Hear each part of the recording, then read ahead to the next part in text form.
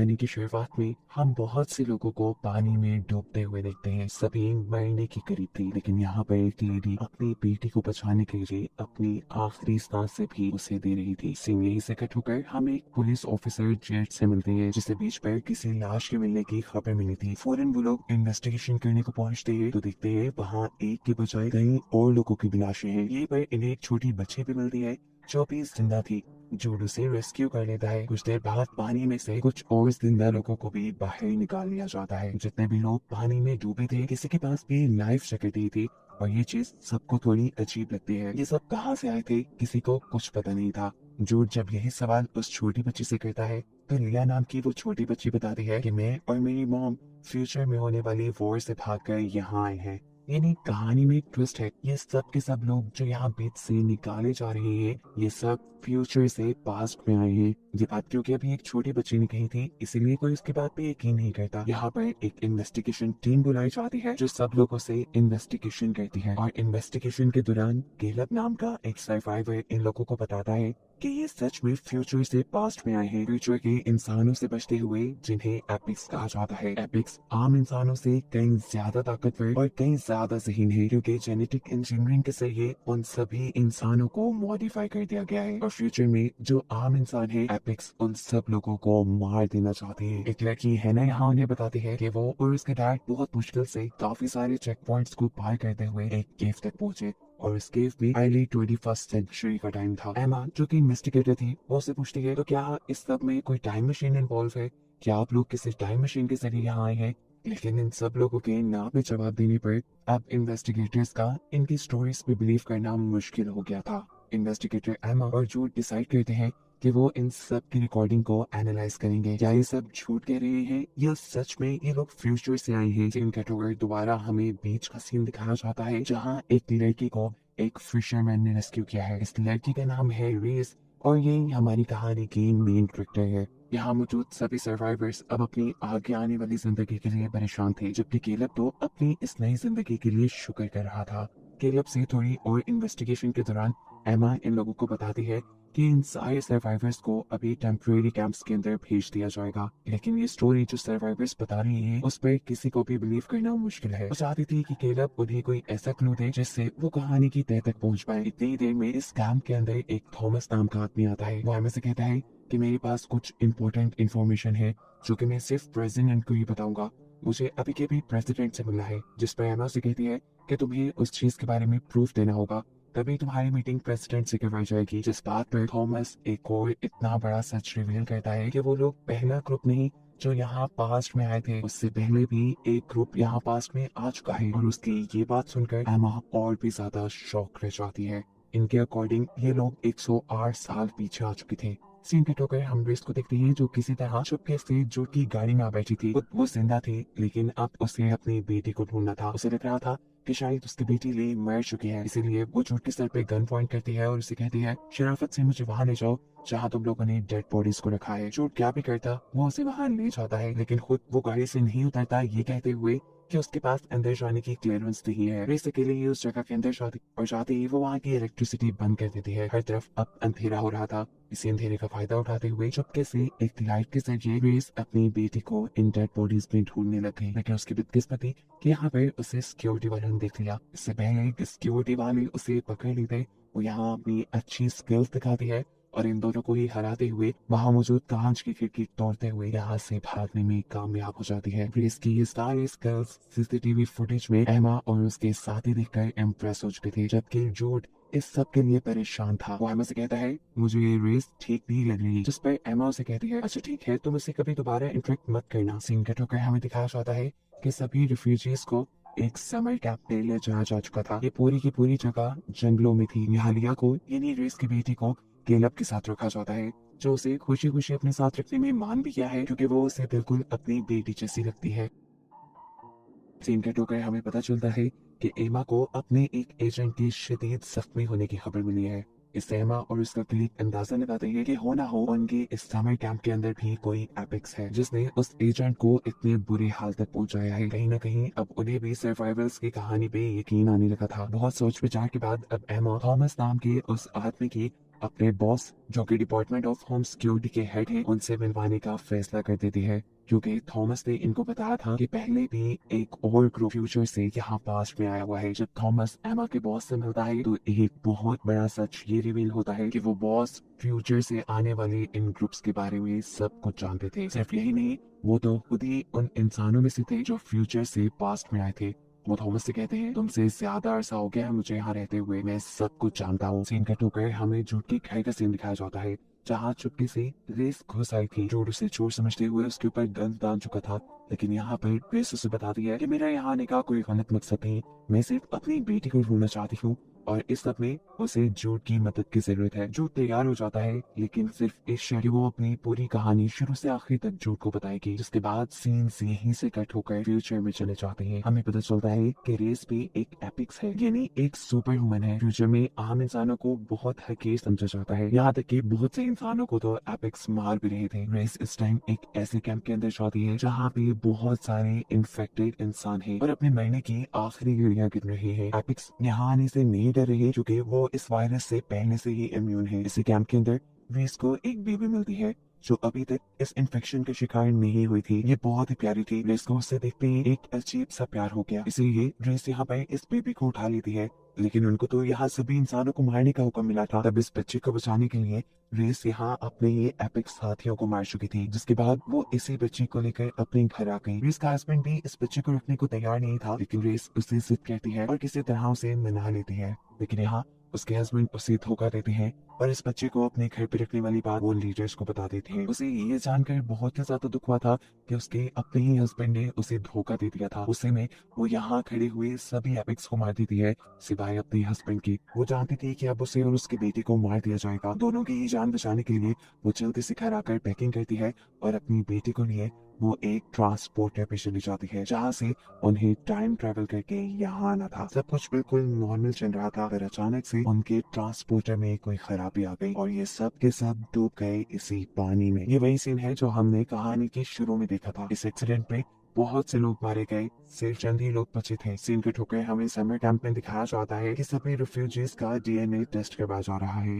Refugees को बताया जा रहा था कि इस डीएनए टेस्ट से वो ये पता चला पाएंगे कि ये रेफ्यूजीज आखिर आए कहाँ से हैं। लेकिन असल में वो इस डीएनए टेस्ट से ये पता चलाना चाहते थे कि आखिर इनके ग्रुप में एपिक्स कौन है। दूसरी तरफ जूड ड्रीस की कहानी सुनने के बाद उसे उसकी बेटी से मिलवाने के लिए मान चुका था, लेकिन इससे पहले कि वो अपना वादा पूरा कर पाता, उसके सामने आ जाती हैं रेफ्यूजीज के इंटरव्यू की वीडियोस, जिसमें उन्होंने बताया था कि कैसे एपिक्स ने उनके ऊपर जुल्म किए, वहाँ एक जंग गई थी। ये सारी बातें रीस के लिए जूड का दिल बदल देती हैं और वो फौरन रीस को जाकर अपने घर में लॉक कर देता है। फौरन वो एमा को कॉल करता है और उसे ये खबर देता है कि उसने एपिक्स को पकड़ लिया है। वो चाहता था कि एमा अकेले उससे मिलने के लिए आए। एपिक्स के मिलने की खबर वो अभी किसी को न दी, ताकि ये लोग फैसला कर पाए कि इन्हें रीस की मदद करनी भी है या नहीं। लेकिन यहाँ एमा उसका भरोसा तोड़ देती है और अपने बॉस को ये सच्चाई बता देती है कि एपिक्स मिल गई है। जूड नहीं जानता था कि रीस ने दरवाजे के पास खड़े होकर उसकी और एमा की सारी बातें सुन ली हैं और उसने ये बात भी पता चला ली है कि उसकी बेटी ओल्ड समर कैंप्स में है।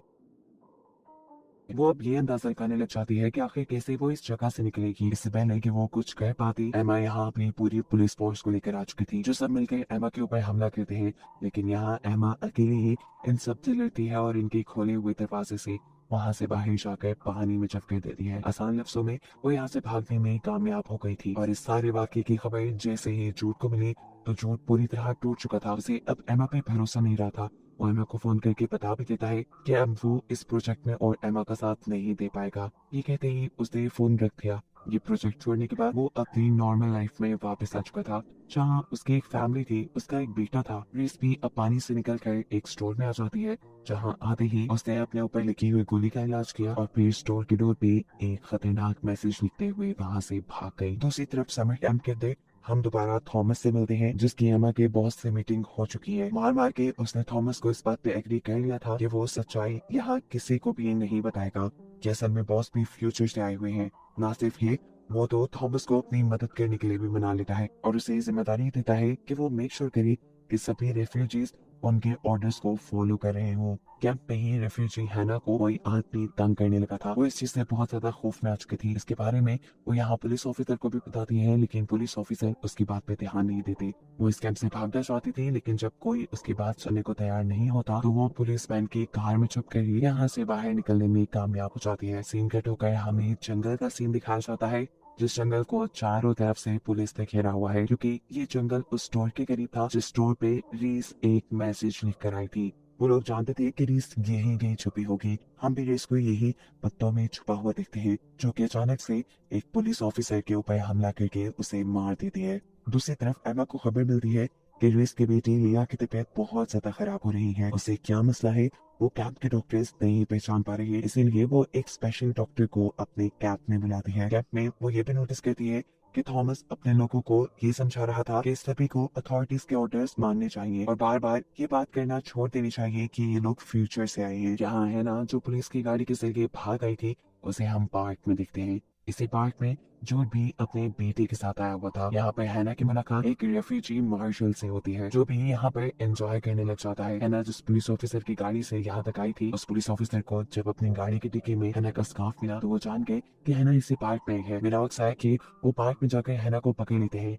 हैना को बचाने के लिए जब मार्शल उनसे लड़ाई करने लगता है तो यहाँ वो पुलिस ऑफिसर अपना बैज उसे दिखा देता है। इनकी लड़ाई को देखते हुए जूड भी यहाँ आ चुका था और ये दोनों अब हैना को लेकर वापिस रेफ्यूजी कैंप में चले जाते हैं। सीन कट होकर दोबारा हमें जंगल का सीन दिखाया जाता है, जहाँ पुलिस ऑफिसर्स पूरे जंगल में हैं, लेकिन कहीं पर भी उन्हें रीस नजर नहीं आ रही। जैसे ही दो पुलिस ऑफिसर एक दरख्त के नीचे आते हैं तो एकदम से कोई दरख्त के ऊपर से जंप करता है। ये रीस ही थी जिसने एक ही मिनट में दोनों को काबू कर लिया था। एक ही मिनट में वो उन दोनों को मारकर गिराते हुए जंगल से बाहर निकल आती है, जहाँ पर एक और पुलिस ऑफिसर था। उसने मरे हुए पुलिस ऑफिसर की गन डाली थी, जो वो इस दूसरे पुलिस ऑफिसर के ऊपर पॉइंट कर लेती है। अपने आप को बचाने के लिए ये पुलिस ऑफिसर यहाँ एक खास डिवाइस का इस्तेमाल करता है, जिससे निकलने वाली आवाज रीस को टॉर्चर कर रही थी।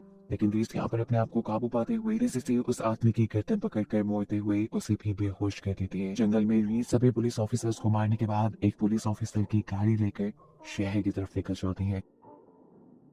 पुलिस ऑफिसर्स के मरने की खबर जैसे ही जूड को मिलती है तो जूड इन्वेस्टिगेशन करने के लिए यहाँ पे आता है और उसे रीस के मारे हुए आखिरी पुलिस ऑफिसर के मुंह में एक पैगाम मिलता है, जिसमें लिखा था अब तुम तड़पोगे। ये पढ़ते ही जूड को सबसे पहले अपने बेटे का ख्याल है। जैसे ही अपने घर पे गया तो उसका शक बिल्कुल ठीक था। रीस ने उसके बेटे को किडनैप कर लिया था। ये जानकर वो बुरी तरह रोने लग जाता है और तभी उसे रीस की कॉल आती है, जो जूड को बताती है कि उसी ने उसके बेटे को किडनैप किया है, लेकिन फिलहाल वो बिल्कुल ठीक है और ठीक ही रहेगा, सिर्फ इस शर्त पर कि जूड उसकी बेटी से मिलने में उसकी मदद करे। जूड भी मान जाता है क्योंकि अब उसके पास कोई दूसरा रास्ता नहीं था। अपने बेटे के फोन के जरिए वो कंटिन्यूअस अपने बेटे की लोकेशन को ट्रैक करना चाह रहा था, लेकिन अफसोस कि रीस उससे ज्यादा ज़हीन थी। उसने जूड के बेटे का फोन एक खाली कार में छोड़ दिया था। ना चाहते हुए भी अब उसे रीस का काम जल्दी से जल्द करना था। कुछ ऐसे ही रेफ्यूजी कैंप की तरफ जाता है तो यहाँ दूसरे ऑफिसर्स उसे रोक लेते हैं, क्योंकि जूड का अंदर आना मना था। जूड इन पुलिस ऑफिसर्स को चकमा देकर जैसे ही अंदर आने की कोशिश करता है तो सिक्योरिटी गार्ड्स उसे पकड़ लेते हैं। इससे पहले कि वो जेल चला जाता, सही वक्त पर उसकी बॉस एमा आकर उसे बचा लेती है। इस टाइम एमा की सवालिया नजर जूड से पूछ रही थी कि आखिर तुम कर क्या रहे थे। जूड उसे साफ साफ बता देता है अपनी और रीस के दरमियान में होने वाली डील के बारे में, साथ ही ये भी कि रीस ने उसके बेटे को किडनैप कर लिया है। अगर वो रीस की बेटी को उस तक ना लेके गया तो वो उसके बेटे को मार देगी। ये सुनकर एमा से कहती है आई एम सॉरी, मैं तुम्हारी कोई मदद नहीं कर सकती, क्योंकि रीस की बेटी ली एक बहुत ही बुरे वायरस से इन्फेक्टेड है। ये अगर बाहर लोगों में फैल गया तो दुनिया के खतरे में आने के चांसेस हैं। जूड खुद भी इस टाइम उस बच्चे को आइसोलेशन चैम्बर के अंदर दिख रहा था। एमा यहाँ उसे सारी कंडीशन बताकर और ये कहकर चली जाती है कि तुम इसे यहाँ से नहीं ले जा सकते। उसके जाने के बाद जूड यही सारी बातें डॉक्टर से कंफर्म करता है और डॉक्टर भी कहता है इस लड़की का यहाँ से लेके जाना मेरे लिए बहुत जरूरी है। तब डॉक्टर जूड से कहती है अगले कई घंटे उसकी जिंदगी के लिए बहुत जरूरी है, अगर तुम उसे यहाँ से ले गए तो ये मर जाएगी। उसकी बात सुनकर जूड कहता है अच्छा ठीक है, तो फिर तुम मेरे साथ चलो, जाकर रीस को सारी सिचुएशन बताओ। डॉक्टर जैसे ही इस बात से इनकार करती है तो जूड उन्हें ब्लैकमेल करने लग जाता है, ये कहते हुए कि वो इस बच्चे का आइसोलेशन चैम्बर तोड़ देंगे। ऐसे ना चाहते हुए भी डॉक्टर को उनके साथ जाना पड़ता है।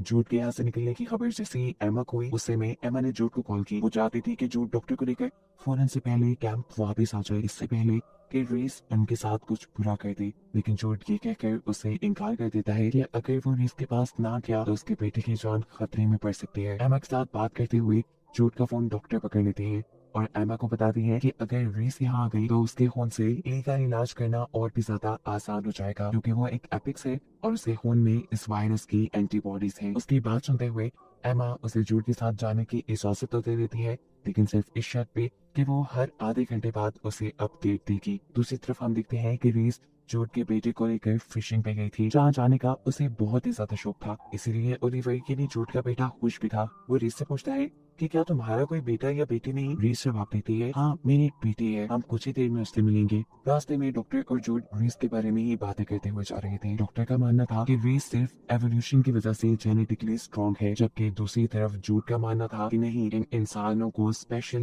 लड़ने के लिए ऐसा बनाया गया है, इसलिए रीस उनके लिए खतरनाक साबित हो सकती है। खैर ये लोग अब रीस के पास पहुंच जाते हैं। डॉक्टर रीस को जाकर सारा कुछ एक्सप्लेन करती है कि कैसे ली बीमार है और उसका बाहर निकलना सारी दुनिया को रिस्क में डाल सकता है। सारी बातें समझने के बावजूद भी रीस चाहती थी कि वो किसी तरह अपनी बेटी से मिले, लेकिन जूड उसे समझाता है कि ऐसा करना बहुत ही खतरनाक हो सकता है, तुम जेल भी जा सकती हो। जिस बात का जवाब डॉक्टर देती है और कहती है ये सब तुम मुझ पे छोड़ दो, मैं किसी तरह रीस को कैंप के अंदर ले ही जाऊंगी। जूड तुम जाकर अपने बेटे को देखो। जूड भी फौरन उसकी बात मानकर अपने बेटे के पास जाता है। वो उससे मिलकर इतना खुश था कि उसकी आंखों से आंसू आने लगे थे। पुलिस स्टेशन के अंदर अब हम मार्शल को देखते हैं, जो एक पुलिस ऑफिसर से रेफ्यूजी कैंप का पता पूछ रहा है, क्योंकि दूसरा पुलिस ऑफिसर हैना को कैंप में ले गया था। वो उसके पास जाना चाहता था क्योंकि उसे हैना अच्छी लगने लगी थी, जबकि हैना तो इस टाइम अपने कैंप में एक चाकू बनाने की तैयारी में थी, जिससे वो उस आदमी पर हमला करती जो उसे हर रोज हरास करने के लिए उसके कमरे में आ जाया करता था। अपने कमरे से निकलने के बाद वो चुपके से इस आदमी का पीछा करती है और इससे पहले कि वो इस आदमी के ऊपर हमला कर देती, केलप उसे पकड़कर रोक देता है और कमरे में ले जाकर पूछता है ये क्या कर रही थी तुम? तब हैना उसे बताती है कि ये लड़का उसे रोज रोज हरास करता है, इसलिए मैं उसे मारना चाहती थी। यहाँ हैना केलप को ये भी बताती है कि फ्यूचर में वो एपिक्स के साथ काम करती थी, इसीलिए लोगों को मारना उसके लिए बिल्कुल मुश्किल नहीं। रेफ्यूजी कैंप के अंदर ही हम एक पॉल नाम के आदमी से मिलते हैं। वो एक लड़की के पास बैठा हुआ था जो यहाँ स्केचिंग कर रही थी। पॉल उससे पूछता है क्या तुम इंसानों के भी स्केच बनानी हो? उसके हाँ में जवाब देने पर पॉल उससे रिक्वेस्ट करता है क्या तुम मेरे लिए एक स्केच बनाओगी? वो इस लड़की से अपनी वाइफ का स्केच बनवाता है जिसे वो ढूंढना चाहता था। वो पहले ग्रुप के साथ माइग्रेट होकर यहाँ पास्ट में आई थी। इस स्केच लेकर वो एक पुलिस ऑफिसर के पास जाता है जो इस स्केच को एमा को दे चुका था। स्केच को देखते ही एमा एकदम से हैरान हो गई, ऐसे जैसे वो इस औरत को जानती हो। अमेजन से गाड़ी लेकर किसी के घर जाती है। नोट करने में हम देखते हैं ये वही स्केच वाली लड़की थी, यानी पॉल की वाइफ। एमा उसके घर जाकर जब उससे उसकी कहानी जानती है तो ये औरत बताती है कि हाँ सच में वो पॉल की वाइफ है। उनकी शादीशुदा जिंदगी काफी अच्छी गुजर रही थी, लेकिन सिर्फ तब तक जब तक पॉल ने एक गर्ल ग्रुप को ज्वाइन नहीं किया था। ये गर्ल ग्रुप मानता था कि ये लोग फ्यूचर से आए हैं, यानी इस औरत का इशारा रेफ्यूजीज की तरफ था। एमा उसकी स्टोरी सुनकर कंफ्यूज हो जाती है और कहती है क्या तुम्हारे पास इस चीज का कोई एविडेंस है? वो औरत कहती है हाँ, और यहाँ से उठकर कुछ पेपर्स लेने के लिए चली जाती है। जिस दौरान वो यहाँ नहीं थी, एमा उसके घर का विजिट करती है और उसे एक पिक्चर में अपने बॉस भी नजर आते हैं। इससे पहले कि एमा इस पिक्चर के बारे में उस औरत से कोई भी सवाल करती, एकदम से वो औरत पीछे से एमा के ऊपर शूट कर देती है। नेक्स्ट सीन में हम देखते हैं कि डॉक्टर रीस को रेफ्यूजी कैंप के अंदर ले आए हैं, जहाँ की मेडिसिन बनाने के लिए रीस खुद अपना ब्लड निकाल के डॉक्टर को देती है। उसकी हिम्मत और जुर्रत को देखकर डॉक्टर भी उससे इम्प्रेस हुए बगैर नहीं रह सकी थी। मेडिसिन बनाते हुए वो रीस से काफी सारे सवाल कर लेती है, लेकिन इस सब के नतीजे में रीस को गुस्सा आ जाता है। अभी मेडिसिन पूरी तरह तैयार नहीं हुई थी कि लैब में डॉक्टर को ली की हालत ज्यादा खराब होने की खबर मिलती है। ये खबर सुनकर तो रीस की भी हालत खराब हो गई थी। डॉक्टर उसे भी हौसला देती है और फिर तैयार हुई मेडिसिन को लेकर जल्दी से ली को जाकर दे देती है। इस मेडिसिन को लगाते ही हैरानकुन तौर पर ली ने बहुत जल्दी रिकवर करना शुरू कर दिया था। दूसरी तरफ जूड जो कि एमा से कांटेक्ट करने की कोशिश कर रहा था, वो एमा से कांटेक्ट नहीं कर पाता, क्योंकि हम जानते हैं कि एमा को तो उस औरत ने मार दिया है। इतनी देर में जूड के पास एक दूसरा पुलिस ऑफिसर आता है और बताता है कि उन्हें एक अनआइडेंटिफाइड आदमी की बॉडी मिली है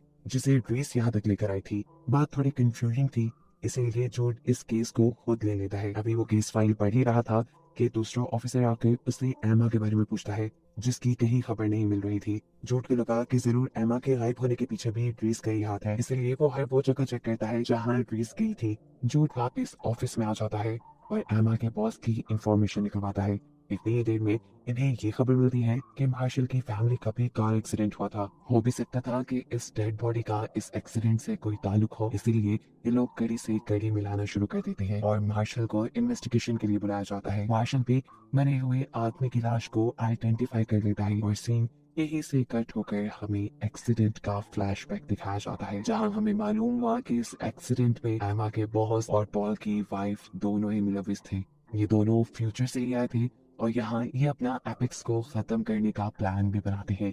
एमा के बॉस को भी प्रमोशन मिल चुकी थी, अब उनके लिए ये काम, उनका मिशन आसान हो जाता, पर तभी उन्हें मालूम होता है कि फ्यूचर से 47 और लोग यहाँ पास्ट में आ गए हैं। फिर सीन दोबारा प्रेजेंट में शिफ्ट होते हैं और रिफ्यूजी कैंप के अंदर हम डॉक्टर को देखते हैं। डॉक्टर से केलब की वाइफ इन्हीं वो लड़की मिलने के लिए आई है जिसे यहाँ आने पर ली की मॉम बना दिया गया था। वो डॉक्टर से ली की हालत पूछती है तो डॉक्टर बताती है कि ली पहले से बहुत ज्यादा रिकवर कर चुकी है। ये सुनकर वो हैरान हो जाती है और डॉक्टर से पूछती है कि आपने रेस की हेल्प ली है ना? मैंने आपको बताया भी था वो एपिक्स है, बहुत खतरनाक है, आपने क्या कर दिया? यहाँ डॉक्टर उसकी बातों पे ज्यादा ध्यान नहीं देती और खुद रेस की ब्लड से बनाए हुए मेडिसिन के साथ अपने ब्लड का रिएक्शन देखती है। माइक्रोस्कोप के नीचे वो ये देखकर हैरान थी कि उसके ब्लड में बहुत सारे पॉजिटिव चेंजेस आ रहे थे। फिर अभी के लिए वो रिस के पास जाती है और उसे उसकी बेटी की हालत के बारे में बताती है। वो रिस को लिया की फोटो भी दिखाती है और कहती है कि जल्द ही मैं कोशिश करूंगी कि लिया को हॉस्पिटल में एडमिट कर दिया जाए, वहाँ से तुम दोनों का भागना आसान हो जाएगा। इसके बाद रिस एक ऐसे आदमी के पास जाती है जिसके माफियाज के साथ बहुत सारे कनेक्शंस थे। वो चाहती थी कि इस आदमी के जरिए वो यहाँ रहने के लिए अपने और अपने बेटी के लीगल डॉक्यूमेंट्स बना ले। कि लड़का रीस को अपने बॉस के पास ले जाता है, जहाँ रीस जाकर उससे अपने मकसद की बात करती है। उसे लीगल डॉक्यूमेंट्स चाहिए थे जिसके बदले वो माफिया को पैसा भी देने वाली थी, लेकिन माफिया को रीस पे यकीन नहीं था। वो यहाँ अपने आदमियों के जरिए रीस को पकड़वाने ही वाला था, लेकिन रीस उल्टा उस आदमी को ही पकड़ कर उसकी पिटाई करके बुरा हाल कर देती है और फिर माफिया के हेड से कहती है ये बैग खोलो। बैग की खोलने पे के दिखते हैं कि उसमें बाकी बहुत सारा पैसा था। सीन कट होकर दूसरी तरफ हम पुलिस ऑफिसर को एक एटीएम के पास देखते हैं जहाँ का पैसा चोरी हो चुका था। जाहिर सी बात थी, ये हम सबको ही समझ आ रहा था कि पैसा किसी और ने नहीं बल्कि रीस ने चुराया था। दूसरी तरफ डॉक्टर और एमा के बॉस के दरमियान में मीटिंग होती है, जहां डॉक्टर उनको ये खुशखबरी देती है कि ली की हालत काफी अच्छी है, वो भी रीस के ब्लड की वजह से। डॉक्टर ने ये खबर उन्हें दे तो दी थी, लेकिन वो नहीं जानती थी कि ये अच्छी खबर उसी के ऊपर भारी पड़ जाएगी, क्योंकि बॉस उसे रीस और लिया के मिलाने की वजह से जॉब से निकाल देते हैं। ये सारी बातें जानकर डॉक्टर को बहुत ही ज्यादा गुस्सा आ रहा था। वो गुस्से में इस कैंप से बाहर निकल आती है। उसकी तबीयत भी खराब हो रही थी, जिसके चलते वो रीस को कॉल करती है। उसे अर्जेंट अपने लिए रीस का ब्लड सैंपल चाहिए था, लेकिन रीस के बेटे से इनकार कर देती है क्योंकि उसे अपनी बेटी के अलावा किसी की परवाह नहीं थी। उसके खुद खर्चे से झुंझलाकर डॉक्टर ने फोन साइड पे फेंका और इतने में ही सीवियर हार्ट अटैक आने की वजह से वो बेहोश हो गई, जिसके बाद उसे हॉस्पिटल बेहोश आया। सिंकट होकर हम ग्रेस को देखते हैं जो अब वापस जाकर गैंगस्टर से कुछ वेपन्स खरीदती है जो नी को बचाने के मिशन में उसके काम आने वाले थे। जबकि दूसरी तरफ जूड एक मार्टिन नामी आदमी से मिलता है। ये प्राइवेट इन्वेस्टिगेटर था जो इसके इस केस में मदद करने वाला था। मार्टिन की दी हुई इंफॉर्मेशन से जूड को ये मालूम हो जाता है कि कहीं ना कहीं उनके बॉस भी इस सारे केस के अंदर इन्वॉल्व है। सीन कट होकर हम 27 लोगों के एक ग्रुप को देखते हैं। पता चला है कि ये वो ग्रुप है जो पहले फ्यूचर से माइग्रेशन करके यहाँ पे आया था। इनके दरमियान होने वाली बातों से हमें मालूम हुआ कि ये लोग एपिक्स से अपनी जान और आम इंसानों को फ्यूचर में बचाने के लिए यहाँ आए। इन सभी लोगों ने अपनी आइडेंटिटी चेंज कर ली थी और ये आम इंसानों के साथ घुल मिलकर रहने लगे थे। इनका मिशन था कि ये फ्यूचर में एपिक्स को बनने से रोके, लेकिन फ्यूचर से आने वाले दूसरे ग्रुप ने जैसे इनका सारा ये प्लान फेल कर दिया था, इसीलिए अब ये दूसरे माइग्रेट हुए ग्रुप को मारना चाहते हैं ताकि उनका ये सीक्रेट ही रहे कि वो भी फ्यूचर से आए हैं। और इस चीज की शुरुआत पॉल की वाइफ अपने हस्बैंड को झांसा देकर मारने से कहती है, क्योंकि उसने अपनी वाइफ का सच सबसे पहले एमा को भी बता दिया था, जिसकी वजह से इस औरत को एमा का मर्डर करना पड़ा। पॉल को मारने से पहले पॉल की वाइफ उसे अपनी बातों में लगाकर उससे एक ऐसी वीडियो भी बनवा चुकी थी जिसके जरिए वो लोगों तक ये झूठी खबर फैला दे कि ये लोग फ्यूचर से नहीं आए बल्कि ये कल्ट का हिस्सा है। ये वीडियो देखने के बाद जो बुरी तरह कंफ्यूज हो गया था कि आखिर कहानी है क्या। उसे शक था कि ये वीडियो भी कहीं उसके बॉस ने ही तो नहीं बनवाई। वो ये सारी कहानी अब अपने बॉस के मुंह से ही सुनना चाहता था और उसके लिए अच्छा ये हो गया कि उसे उसका बॉस ऑन ड्यूटी रोड भी मिल गया। एक ऑफिसर जब बॉस से उनकी कार के डॉक्यूमेंट्स मांगता है तो उनके पास डॉक्यूमेंट्स नहीं थे। तब जो दूसरी तरफ से उनकी कार के पास आता है और उन्हें कार में से शराब की स्मेल आती है। यानी वो शराब पीकर ड्राइविंग कर रहे थे और ये दो एक जुर्म था। इसी जुर्म में वो बॉस को पकड़ लेते हैं। ये खबर जब मेयर को मिलती है तो मेयर जूड पे गुस्सा होती है और किसी भी कीमत पर उनके बॉस को रिलीज करने की ऑर्डर देती है। ये सब वो गैर कानूनी तौर पे कर रही थी, इसीलिए जूड भी उन्हें ब्लैकमेल कर सकता था। जूड उन्हें कहता है रेफ्यूजीज के बारे में कुछ सोचा, वो कब आजादी से अपनी जिंदगी गुजार पाएंगे अपने आप को छुड़वाने के लिए। यहाँ उनके बॉस उसे कहते हैं अच्छा ठीक है, मैं रेफ्यूजीज को एक दिन के लिए टाउन में घूमने की इजाजत दे देता हूँ। ये खबर सुनने के बाद जूड थोड़ा सेटिस्फाइड हुआ था, लेकिन इसमें भी बहुत सी शर्तें थी। रेफ्यूजीज को ट्रैकिंग ब्रेसलेट पहनाकर यहाँ से निकाला जा रहा था। ली और हैना कैलेब की वाइफ के साथ पहले ग्रुप में यहाँ से बाहर टाउन में निकलने वाले थे। कैलेब अपनी वाइफ से कहता है मुझे डर लग रहा है, तुम बाहर नहीं जाओ, लेकिन कैलेब की वाइफ उसकी एक न सुनते हुए बाहर चली जाती है। वहीं रेफ्यूजीज कैंप के पास हम ग्रेस को देखते हैं जो चुपके से एक स्नाइपर लिए वहां बैठी हुई थी। उसका प्लान था कि वो यहाँ सभी पुलिस ऑफिसर्स को शूट करके अपनी बेटी को छुड़वा कर यहाँ से ले जाएगी, लेकिन जब वो ये देखती है कि उसकी बेटी तो रेफ्यूजी कैंप से बाहर टाउन में जा रही है तो उसे अब अपना प्लान बदलना पड़ा। इस टाउन में आकर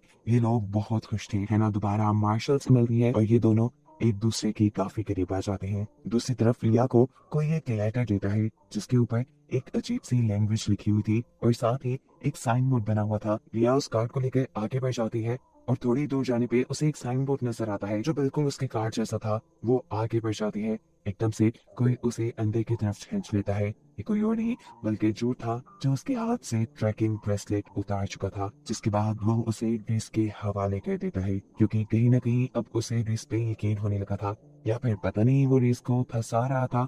लेकिन अलबत्ता रिस फौरन ही अपनी बेटी को यहाँ से लेकर भाग जाती है। शहर से बहुत दूर ये लोग एक होटल में आ जाते हैं। इनके पास अब माफिया की तरफ से हासिल की हुई नई आइडेंटिटीज भी थी जिसके जरिए ये लोग इस शहर में रह सकते थे। टाउन से बाहर पहुंचाने पर रिस को मालूम होता है कि ली के पास जो ट्रॉय था उसके अंदर भी एक ट्रैकर लगा हुआ था। ये बात उसके लिए काफी खतरनाक थी। वो इस ट्रॉय को किसी होटल में छोड़कर ली को लेकर जितना तेजी से हो सकता था यहाँ से भागती है, लेकिन रास्ते में उसका टायर ब्रस्ट हो जाता है। एकदम से उसके ऊपर फोर्सेस हमला कर देते हैं जिसके नतीजे में लीज बेहोश हो चुकी थी, जबकि ली को इन लोगों ने पकड़ लिया था। यहाँ एक आदमी किसी को कॉल करके बताता है कि हमने अपना टारगेट कंप्लीट कर लिया है। लीज को जब होश आया तो उसने अपने आप को एक ऑपरेशन बोर्ड के ऊपर पाया। एमा का बॉस और पॉल की वाइफ दोनों ही उसके ऊपर नजर रखे हुए थे। वो एक डॉक्टर से उसका ऑपरेशन स्टार्ट करने को कहते हैं, लेकिन डॉक्टर ये कहते हुए ऑपरेशन करने से इनकार कर देता है कि इसका डीएनए निकालना उसकी जान को खतरे में डाल सकता है। अब डॉक्टर को तो ये लोग अपने मिशन की सच्चाई नहीं बता सकते थे, इसीलिए एमा का बॉस यहाँ पर दोबारा उसी डॉक्टर को बुलाता है जिसने ली का इलाज किया था, क्योंकि वो इसके बारे में पहले से ही जानती थी, इसलिए उससे कुछ छुपा तो था नहीं, इसलिए अब वो ये काम इस डॉक्टर को दे देता है। डॉक्टर जब रीस का इलाज करने के लिए उसके पास आती है तो वो रीस से कहती है तुम घबराना मत, मैं तुम्हें दोबारा यहाँ बचाने जरूर आऊंगी। लेकिन इस टाइम रीस को उसके ऊपर इतबार नहीं था। डॉक्टर ने फिलहाल एमा के बॉस का काम भी कर दिया था, जिसके बाद वो यहाँ से जाने लगी थी, लेकिन जाने से पहले बॉस उसका पूरा बैग चेक करते हैं जिसके अंदर से उन्हें कुछ नहीं मिलता। बाहर जाने पे हम देखते हैं कि डॉक्टर ने रेस का ब्लड सैंपल चुरा लिया था जिससे वो अपने लिए एक मेडिसिन बनाना चाहती थी। सीन कट होकर रेफ्यूजी कैंप में हम एक नोमी नाम की लड़की को देखते हैं। नोमी ने अपना पूरा का पूरा कमरा अजीबोगरीब राइटिंग से भरा हुआ था। केलब की वाइफ रेबिका जो उसके ऊपर नजर रखती थी, उसे समझ नहीं आता था कि वो ऐसा क्यों कहती है। एक दिन वो ये फैसला कर लेती है कि वो जाकर नोमी से पूछेगी कि आखिर उसने दीवारों पे क्या लिखा हुआ है। वो जब रात में उसके कमरे में जाती है तो देखती है कि पहले से ही बहुत से लोग उसके रूम में हैं। नोमी उसे भी खुशी से अपने पास बुलाती है और यहाँ इन सबको अपनी बातों में लगाते हुए वो सबको कहती है कि मैं एक प्रॉफिट हूँ। रेबिका भी उसकी बातों में आ चुकी थी, ये जाने बगैर कि लैंग्वेज जो उसने यहाँ लिखी थी वो एपिक्स की लैंग्वेज थी। बढ़ते बढ़ते ये बात शहर में भी फैल जाती है और लोग रेफ्यूजीज को आजाद करने के लिए धरना देना शुरू कर देते हैं। जूड और ऑफिसर्स बहुत मुश्किल से पब्लिक को कंट्रोल करते हैं और ऐसा करने के लिए उन्हें कुछ लोगों को अरेस्ट भी करना पड़ता है। अरेस्ट हुए लोगों में उन्हें एक डयाना नाम की लड़की मिलती है जिसके बारे में इन्हें मालूम हुआ कि वो भी एक इमिग्रेंट है, वो भी फ्यूचर से आई है। वो क्योंकि पिछले ग्रुप में आई थी इसलिए किसी को उसके बारे में पता नहीं था। वो एक एपिक्स की इंजीनियर थी। वो एक डिवाइस के जरिए ये बहुत आसानी से पता चला सकती थी कि फ्यूचर से आने वाला एक और ट्रक कहाँ पे है, लेकिन इस डिवाइस को बनाने के लिए उसे काफी टाइम लगता। वो इस डिवाइस को बनाना शुरू कर देती है जिसमें जूड उसकी हेल्प कर रहा था। यहाँ डियाना जूड को ये सच्चाई भी बता देती है कि एमा का बॉस और पॉल की वाइफ भी उसी के साथ फ्यूचर से यहाँ आए थे। खैर सीन कट होता है और हम देखते हैं कि डॉक्टर जूड के घर पे पहुंची है। वो जूड को रीस की मुसीबत में होने की खबर देती है और उससे मदद मांगती है। रीस जो अभी तक उसी कैब में थी, उसे अपनी बेटी के वियंस आ रहे थे। जो वियंस उसे बहुत ज्यादा दुख दे रहे थे। वो जोर जोर से चिल्लाती है, जिसे सुनकर यहाँ मौजूद डॉक्टर उसके करीब आ जाता है। वो उसे काम डाउन करने के लिए एक ऐसी डिवाइस ऑन करता है जिसमें से हाई फ्रिक्वेंसी नॉइसेस निकल रही थी। वो देखता है कि जैसे वो इस डिवाइस की पिच ज्यादा कर रहा था, वैसे वैसे रीस की धड़कनें कम होती जा रही थी। इसीलिए वो डिवाइस की पिच फुल हाई करके यहाँ से चला जाता है, जिसकी वजह से रीस की धड़कनें रुक जाती हैं। वो तो ये देखकर सेटिस्फाई हो चुका था, लेकिन न जाने एकदम से कहां से रीस के अंदर इतनी ताकत आ गई कि ना तो सिर्फ वो होश में आई, बल्कि उसने तो यहाँ पे अपनी कैद भी तुड़वा ली थी। ऐसा करते देखकर उसे यहाँ पकड़ने के लिए गार्ड्स आ जाते हैं, लेकिन इतनी ही देर में जोड और डॉक्टर भी उसकी मदद को वापस यहाँ आ चुके थे। इन्हें देखकर वो काफी सेटिस्फाइड होती है। यहाँ से निकलने से पहले वो अपनी ब्लड से बनाई उन पॉइजनस मेडिसिन को खत्म करती है, जिसके जरिए एमा के बॉस और पॉल की वाइफ ने सभी इमिग्रेंट्स को मारने का प्लान किया हुआ था। लेकिन इससे पहले कि ये लोग यहाँ से निकल पाते, डॉक्टर को यहाँ का एक आदमी पकड़ कर जूड को ब्लैकमेल करने लग जाता है। जूड भी इस सूरत-ए-हाल नाजुक देखकर अपने वेपन नीचे कर चुका था, लेकिन पीछे खड़ी हुई रेस जूड की पैंट में एक और गन दिखती है और बिना बक्साए किए वो गन निकाल कर पीछे से उस लड़के को शूट कर देती है। फाइनली रीस अब आजाद हो गई थी। वो यहाँ से चली जाती है, जबकि हमें दिखाया जाता है कि डॉक्टर ने उसके ब्लड से जो अपने लिए एक एंटीडोट बनाया था, वो बहुत ही ज्यादा ताकतवर था। 93% इस एंटीडोट की चांसेस थी कि उससे कोई भी इंसान मर सकता था, लेकिन 7% ये भी चांसेस थे कि इस एंटीडोट से एक इंसान के अंदर की सभी बीमारियां ठीक की जा सकती थी। यही सोचते हुए डॉक्टर वो एंटीडोट उठाकर अपने अंदर इंजेक्ट कर लेती है। एक सेकंड के लिए तो वो ऐसे ठीक हो गई जैसे उसे कभी कुछ हुआ ही ना हो, लेकिन अगले ही सेकंड वो वहां पर बेहोश हो गई। ऐसा भी हो सकता था कि वो मर गई हो। खैर जूड अब जैसे ही अपने घर वापस पहुंचता है, तो उसे अपने क्लिनिक के जरिए पता चलता है कि डियाना नाम की वो लड़की जो डिवाइस बना रही थी, वो उस डिवाइस को आधा ही बना छोड़कर वहां से जा चुकी है, क्योंकि उसे मालूम हुआ था कि उसके वायरस से माइग्रेंट हुए लोगों में आई है। कुछ ना समझ आने पर जूड इस डिवाइस को उठाकर संभाल लेता है और ये लोग अब रेफ्यूजी कैंप की तरफ पहुंच जाते हैं। अब क्योंकि इन सबको ये बात मालूम थी कि बॉस इन सभी इमिग्रेंट्स को मारना चाहते हैं, तो बस जूड, उसका कुलीग रीस और केलब ये सब मिलकर इनकी जानों को बचाने के मिशन पे लग चुके थे। इन्हें किसी भी तरह इन रेफ्यूजीज को इन सिक्योरिटी कैंप से बाहर निकालना था, लेकिन ये काम इतना भी आसान नहीं था, क्योंकि रेफ्यूजी कैंप के चारों तरफ फेंस लगी हुई थी और इस फेंस में हाई वोल्टेज करंट दौड़ रहा था। जूड का एक कुलीग जो इस टाइम उस कैंप के अंदर था, वो कैंप के पावर हाउस में जाकर फेंस का करंट बंद कर देता है, जिसके बाद जूड और उसके लोग पीछे से फेंस को काट कर रेफ्यूजी कैंप के अंदर आ जाते हैं। रेफ्यूजी कैंप के अंदर आने पे ये लोग जितना जल्दी हो सकते थे यहाँ पे आए सभी इमिग्रेंट्स को इस कैंप से बाहर निकालना शुरू कर देते हैं। सबसे आखिर में निकलने की बारी हैना की थी। उसने इस टाइम फेंस पकड़ी हुई थी और अचानक फेंस के अंदर करंट दोबारा आने से वो यहाँ बेहोश हो जाती है। सभी की सभी रेफ्यूजीज जो यहाँ से सही सलामत निकलने में कामयाब हो गए थे, वो हैना को तेजी से उठाकर यहाँ से दूर ले जाते हैं। जबकि सीन कट होकर हमें दिखाया जाता है कि जूड इस टाइम अपने बॉस से मिल रहा है इसी रेफ्यूजी कैंप के एक हिस्से में। वो चाहता तो यहाँ धोखा देने वाले जूड और उसके दूसरे साथियों को मार सकता था, लेकिन फिर उसे एहसास होता है कि उसमें और एपिक्स में तो कोई फर्क ही नहीं रहा था।